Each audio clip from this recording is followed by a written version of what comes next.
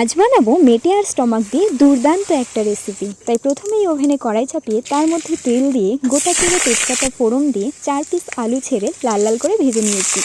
তারপর তার মধ্যে পেঁয়াজ দিয়ে আবার নেড়ে ছেড়ে ভেজে নেব। পেঁয়াজগুলো বাদামি রঙের হয়ে এলেই এর মধ্যে দিয়ে দেবো মেটে আর স্টমাক, দিয়ে ভালো করে নেড়ে চেড়ে নেব। তারপর এর মধ্যে আদা, জিরে, রসুন, কাঁচা লঙ্কা, টমেটো আর সামান্য পেঁয়াজ একসাথে বেটে নিয়ে দিয়ে দেবো পরিমাণ মতন হলুদ, লবণ আর লঙ্কার গুঁড়ো দিয়ে ভালো করে কষাতে থাকবো।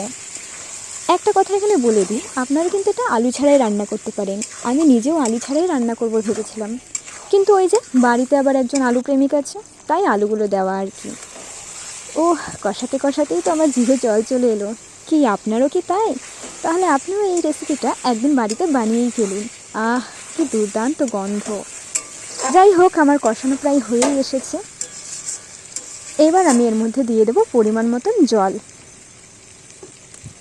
স্টমাকগুলো সেদ্ধ হতে বেশ কিছুক্ষণ টাইম লাগবে, তাই ভালো করে পরিমাণ মতন জল দিয়ে নেড়ে চেড়ে নিয়ে ঢাকনা দিয়ে ওভেনের আগুনটা হালকা কমিয়ে 20 থেকে 25 মিনিট জাল দিতে হবে। 20 থেকে 25 মিনিট জাল দেওয়ার পর ঢাকনা খুলে গরম মশলার গুঁড়ো ছিটিয়ে 5 মিনিট ফুল আগুনে জাল দিয়ে নামিয়ে নিলেই হয়ে গেল দুর্দান্ত রেসিপি। টাটা।